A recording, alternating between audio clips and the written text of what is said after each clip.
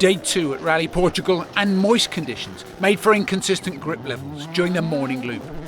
With no overnight service available, Danny Sordo's Day 1 tyre choice, 3 hards and 1 soft, left him off the pace and off the road in stage 5. He's got straight on. As he outbraked himself there, just struggled to get the car stopped. I just brake and the car went straight, so we don't have grip. We lock the tires all the time, slippery, no traction. So. Overnight leaders Oliver Solberg and Elliot Edmondson were also struggling for grip and unable to match their early pace. Not good. The feeling was horrible in the car and quite slippery also. So, not good. Solberg's 3.4 second advantage soon became a 5 second deficit after the opening test, as Adrien Fourmeau seized the lead and gave Hyundai a welcome return to the top of the WRC leaderboard. Despite Sami Pajuri going quickest on stages 4 and 5 to claim second place, consistent pace from Fourmeau and his co-driver Alex Correa saw them pull out a 7.7 second lead ahead of the remote service, a welcome injection of speed and confidence for the team. Well, it's very positive, but we know we have the pace on gravel, so that's the thing. But the pendulum of fortune would swing away from both Fourmeau and Pajuri during the afternoon. The Finn was the first to suffer the fate of Portugal's unforgiving gravel, his left rear tyre unseating from the rim at a hairpin on stage 7.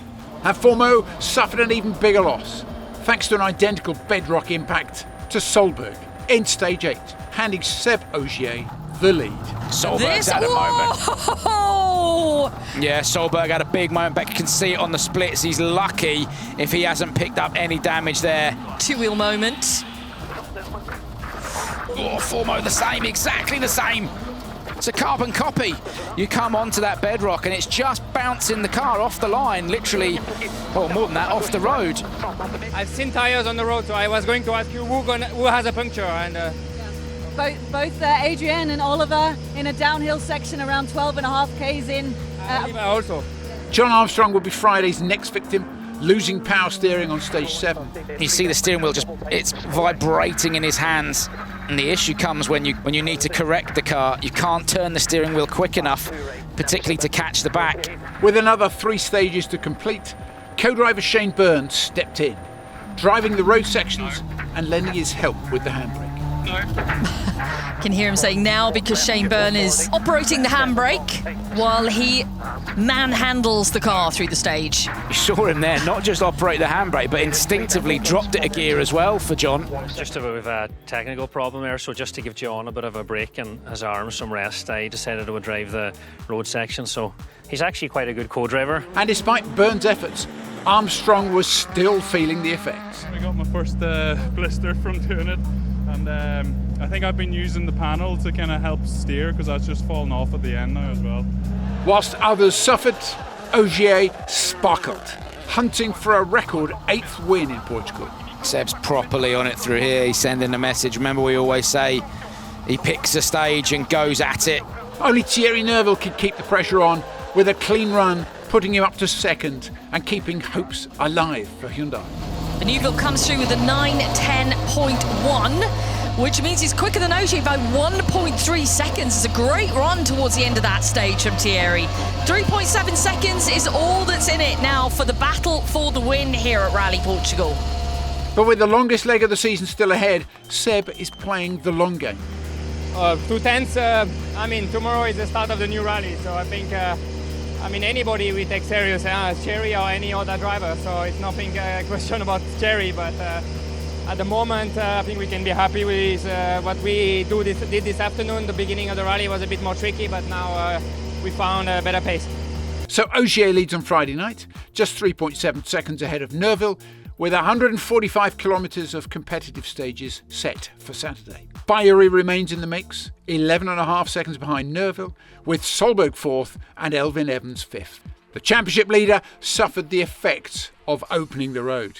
Let's head to the service park to analyse today's action. Welcome to the final throws of Friday here at Rally Portugal. We have had so many stages already, 7 today, 3 yesterday, and 2 more days still to come. Well, myself and Julian Agracia will be with you for the next 30 minutes, just wrapping up the day.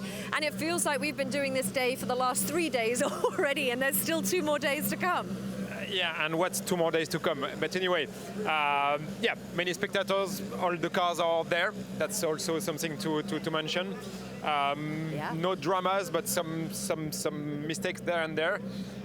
It was a difficult rally for all those guys so far because they had also to adapt to a new tire, the new hot tire, even though the soft tire has been used already until now. The strategic point is to maintain the soft tire quota amount safe for the day of tomorrow and Sunday, because the soft tire will be needed for those rainy days, and we have only for the entire weekend 16 of those tires. 16 indeed. Just having a look around, seeing who was around. It is absolutely packed with fans here as well. A few signature signings. There'll be plenty more of the fan signings and autograph sessions and things like that happening down in the service park. It is one of our busiest service parks as well here in Portugal, which is absolutely fantastic. The fans really do a good shift. Now they're all here, of course, just to catch a glimpse of these cars coming into the media zone. Like I said, myself and Julian will be here for the next half an hour or so. And pulling in behind us is John Armstrong and Shane. I wonder how Shane's feeling. Yeah, Some Julian, give him a tickle, see if he's doing all right. He's always good at the end of the day. Hey, sorry to bother you. A stupid question, but we have seen that you had another kind of mission today as a co-driver. Can you explain a bit what happened? Yeah, so we have no power steering today, so I had to do the handbrake manoeuvre for John on the stage, but thankfully I done a lot of handbrake turns when I was driving my Micra when I was younger. Broke a lot of handbrake cables, so yeah, it's pretty natural to me to do handbrake turns, but I drove some of the road sections also, so just to give John a break because it's quite demanding on the arms in there. Yeah, people don't realize how hard it is to drive such a car without power steering. I thought it was tough, but then when I was driving, it's really difficult. And then if you hit any ruts and you go out, if you have any understeer, you can't bring it back. So you need the handbrake as your guardian angel. But yeah, all part of a co-driver's job, I'm sure. So yeah, it's nice to be here now at the end of the day. So. Okay, so a good massage for the shoe dogs tonight, and it will be okay. Your handbrake turn served you well. There you go. A bit of naughtiness in your youth serves you well in your future career path there. Well, we did see him, if you're wondering, they lost the power steering at the midpoint of the remote service. There was no way of solving that problem, so then they've driven the last 4 stages. Remember, an additional stage as well being put into the mix, and Shane obviously helping with handbrake and road sections as well. But what does team boss Rich Milner think about the whole day for these guys? Let's find out. Rich, it's the end of Friday in Portugal, 3 cars out there. Has been some problems out there, but some meteoric efforts by John Armstrong and the mechanics to get Josh's car going at lunchtime. Yeah, honestly, very difficult day. Very disappointed for the whole team after all the effort put into, to do another remote rebuild for here. But 3 different issues, I guess, on 3 different cars has meant that, we're nowhere near where we would like to be. Some individual heroic efforts to get back, like you say, John did an incredible job to not actually lose anywhere near as much time as we calculated, which was really positive to see, and how much effort he put in without letting his head drop. Still some very competitive times from Josh, but obviously losing 50 seconds outside his control is very frustrating. But just an electrical issue that we had a very sensible plan, clear plan of what to do in the service, which we did, and sadly it didn't fix it. So we had to try something else right at the last minute, which did fix the problem, but made us run over time. And then to rub salt into the wounds, a double puncture for Martins on a final stage after some really good stage time. So yeah, not been the most fun day, if I'm honest. Okay, well, Thierry Neuville's managed to sneak his way back into second, but Sébastien Ogier is leading the way. How are they both feeling about today, and what are they expecting from tomorrow? Seb, Friday out in Portugal has probably been a real day of 2 halves, quite literally for you. The morning you struggled, the afternoon you showed everyone how to do it. Talk me through it. Well, you basically resumed it. I think we had a difficult start on the rally yesterday afternoon and this morning. It was a bit of a fight with the balance of the car. I had a lot of understeer and I couldn't really drive as I wanted. Luckily, we managed to change a little bit the car at the midday small service or remote where we are. Luckily, also these days allowed to change some suspensions and make some adjustment on the car, and not only change the tires. So, yeah, that helped us this afternoon, obviously, to find a bit of a better pace. And yeah, being on the lead tonight, of course, is positive. But from tomorrow on, the weather going to change and it's going to become more and more tricky. So, yeah, one positive part is done, but yeah, big part of the event is remaining. So what was it that you changed at lunchtime, and what did that give you that you were looking for? I told you, the car was understeering, so I couldn't really turn and commit in any corners. I was using a lot the handbrake to rotate the car, which is not efficient at all. And yeah, I told you, we changed suspension and walk a bit on the balance of the car, and then that was much better in the afternoon. Thierry, there's always a smile on your face, but tonight there's a real smile on your face. Second place at the end of a day and a half, 3.7 away from the lead. Come on, tell me about it. I mean, it's a long time we haven't been in that position having good speed and fighting for the lead, so that's very nice. Yeah, it was a good day out there. Not an easy day, to be honest, but at the end, the performance was there. We're quite consistent. And we're able also to increase a little bit our speed throughout the day. That shows that we worked somehow in a good direction, but I would say we can be happy with it. And tomorrow, what's coming?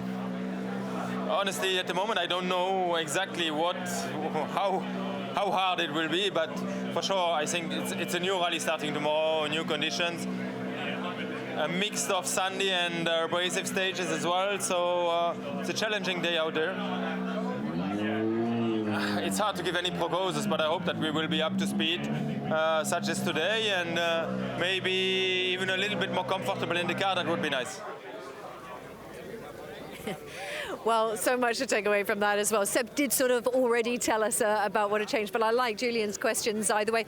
Basically, the midday point for Seb was those changes that worked so well. He just found an extra bit of comfort to push harder.